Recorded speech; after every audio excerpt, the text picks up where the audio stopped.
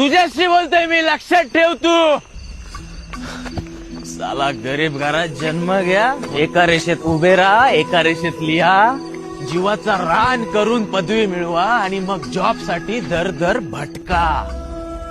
10-12 हजाराची नोकरी मिळवा आणि मग रोज बॉसच्या शिव्या खा.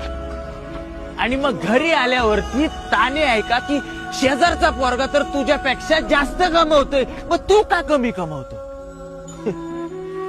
मग साला एवढं सगळं करून झाल्यावरती एका इच्छेसाठी लग्न करा आणि ती दुहेरी करण्यासाठी मुलं जन्माला घाला.